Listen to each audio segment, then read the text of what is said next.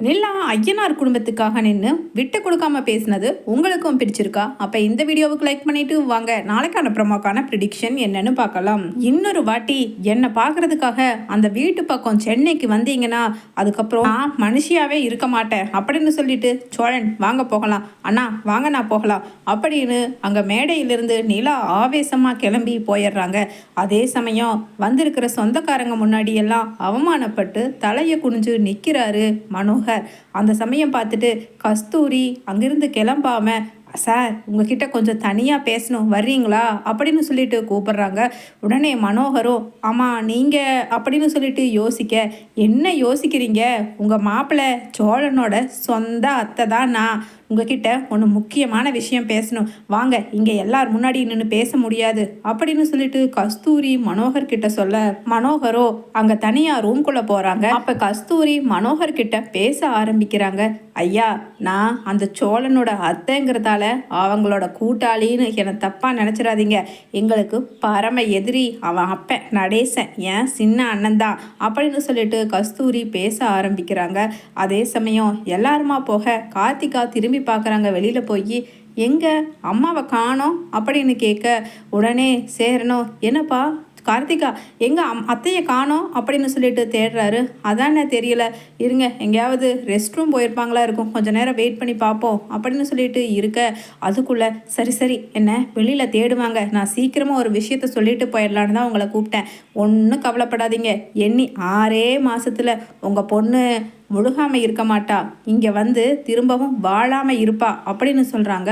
உடனே மனோகரும் என்ன சொல்கிறீங்கம்மா அப்படின்னு கேட்க, உங்களுக்கு அதுதானே ஆசை, ஆமாவா இல்லையா, உங்கள் பொண்ணை அந்த சோழன்கிட்ட இருந்து பிரிக்கணும், நிம்மதியாக உங்கள் பொண்ணு அவங்க கூட வாழக்கூடாதுன்னு தானே ஆசை அப்படின்னு சொல்ல, உடனே மனோகரும் ஆமாம்மா ஆமாம் அதுதான் ஆசை அப்படின்னு சொல்ல, அப்போ இதோட நீங்கள் 2வது வாட்டி முயற்சி செஞ்சு உங்களால் முடியலையா, அப்போ கண்டிப்பாக அந்த காரியத்தை இந்த கஸ்தூரி கச்சிதமாக செஞ்சு முடிப்பா அப்படின்னு சொல்ல, புரியுதுமா புரியுது, சுற்றி வளைச்சு நீங்கள் என்ன சொல்ல வர்றீங்கன்னு, கூடவே உறவாடி அவங்கள கெடுக்க போகிறீங்கன்னு சொல்லுங்கள், அதுக்கு நான் ஏதாவது என்னோட சார்பாக சன்மானம் கொடுக்கணும்ல, தாசு அந்த சூட்கேஸை எடுத்துகிட்டு வா அப்படின்னு சொல்லிட்டு கண்காமிக்க, உடனே தாசும் போய் சூட்கேஸ் நிறையா பணத்தை எடுத்துகிட்டு வந்து கஸ்தூரி கிட்ட கொடுக்க, ஐயா இப்போ இந்த பணத்தை எடுத்துகிட்டு அவங்க கூட தான் நான் போகணும், அதனால் எனக்கு இந்த பணத்தை நீங்கள் வீட்டுக்கு அனுப்பிச்சி வச்சுருங்க ஐயா, யாராவது ஒருத்தர் மூலமாக அப்படின்னு சொல்லிட்டு கஸ்தூரி அங்கே இருந்து கிளம்பி வெளியில் போக, அங்கே எல்லாருமே காத்திருக்க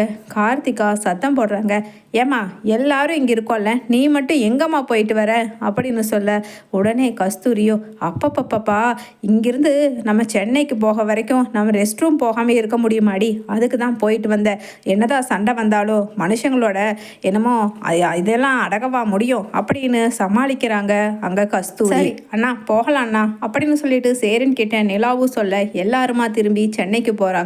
அதே சமயம் மறுநாள் நிலாவும் சேரனும் சமைச்சிக்கிட்டு இருக்கையில் உள்ளே வர்றாங்க கஸ்தூரி.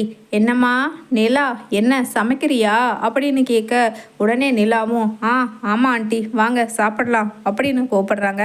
கையை துண்டில் தொடச்சிக்கிட்டே உள்ளே இருந்து சேரனும், அத்தை வாங்கத்தை உட்காருங்க அப்படின்னு சொல்கிறாங்க.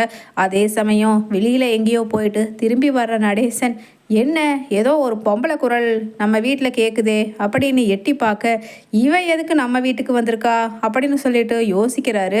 இவ சாதாரணமான ஆள் இல்லையே, ஆமை புகுந்த வீடும் இவ புகுந்த வீடும் விளங்காதுன்னு சொல்லுவாங்களே, அந்த மாதிரி எதுக்காக வந்திருக்கா அப்படின்னு யோசிச்சுக்கிட்டே உள்ளே வர, வாண்ணே வா, இத்தனை வருஷம் கழித்து உன் வீட்டுக்குள்ளே நான் வந்திருக்கேன், அதுவும் சந்தோஷமாக வந்து உட்காந்து காப்பி குடிச்சிக்கிட்டு இருக்கேன், வான்னு ஒரு வார்த்தை கேட்டால் என்ன குறைஞ்சா போவேன் அப்படின்னு சொல்ல, இது சரியில்லையே, நீ எப்போவுமே இந்த அளவுக்கு பேசக்கூடிய ஆள் இல்லையே அப்படின்னு சொல்லிட்டு கேட்குறாரு நடேசன். அதே சமயம் அங்கே கரெக்டாக பாண்டியன் வர்றாரு உள்ள.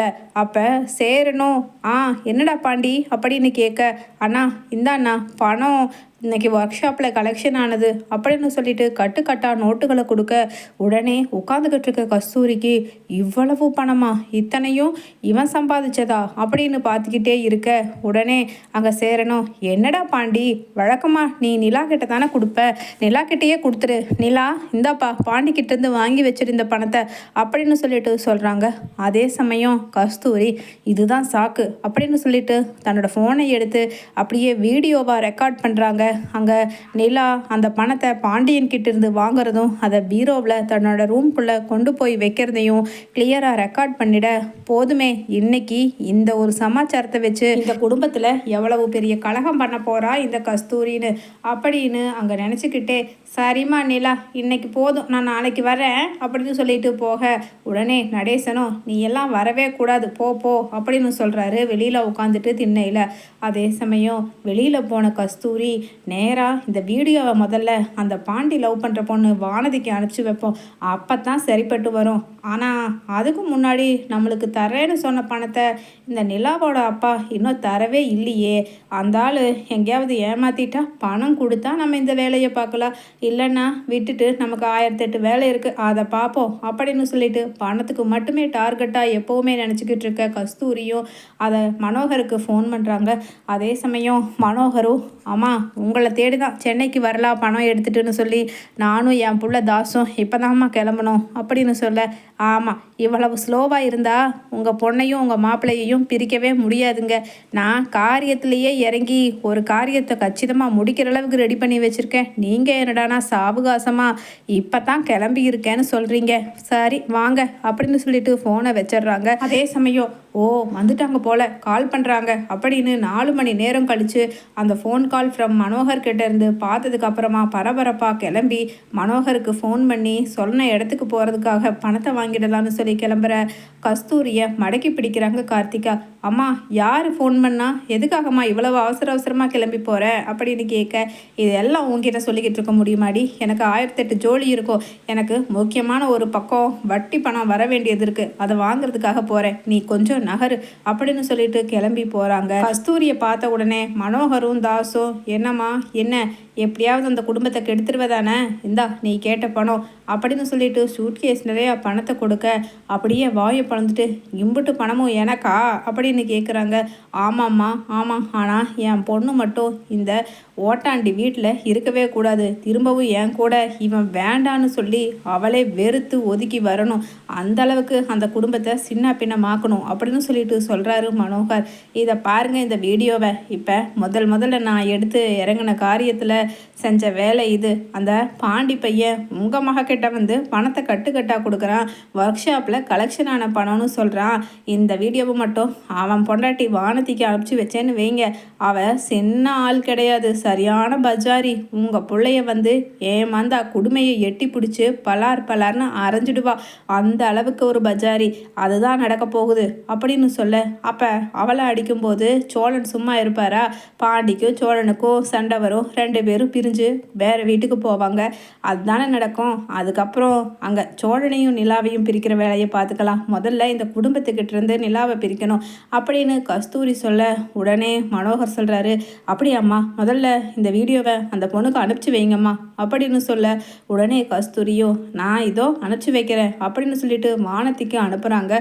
உடனே வானதியும் என்னது புது நம்பர்லேருந்து ஒரு வீடியோ வருது அப்படின்னு அதை அட்டன் பண்ணி பார்க்க, பாண்டி டெய்லியும் வீட்டில் கலெக்ஷன் பணத்தை அதுவும் அவங்க அன்னிக்கிட்ட தான் கொடுப்பானா அப்படின்னு யோசிக்கிறாங்க வானதி.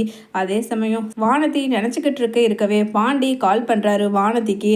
அப்போ என்ன பாண்டி, என்ன உன் கடையில் கலெக்ஷன் ஆகிற பணம்லாம் என்ன பண்ணுவ அப்படின்னு சொல்ல, இப்போ அதை சொல்கிறதுக்கு தான் நான் கூப்பிட்டேன் வானதி, எல்லா பணத்தையும் அன்னிக்கிட்ட கொடுத்து அண்ணி இப்போ பல்காக ஒரு அமௌண்ட் ரெடி பண்ணி வச்சுருக்காங்க நம்ம கல்யாணத்துக்காக, அதை நாளைக்கு பேங்க்கில் போய் போட்டுட்டு வரணும்னு சொன்னாங்க அப்படின்னு சொல்ல, உடனே வானதி அவ்வளவுதானா விஷயம், இது யார் நமக்கு இந்த நம்பர்லேருந்து கால் பண்ணி இப்படியெல்லாம் வாட்ஸ்அப்பில் மெசேஜ் அனுப்புறதுன்னு சொல்லி கண்டுபிடிக்கிறாங்க. பார்த்தா கஸ்தூரி குடும்பத்தோட போய் உனக்கு எதுக்கு இந்த கேடு கட்ட வேலைன்னு எல்லாருமா காரி துப்பிட்டு வர்றாங்க கஸ்தூரியோட முகத்தில்.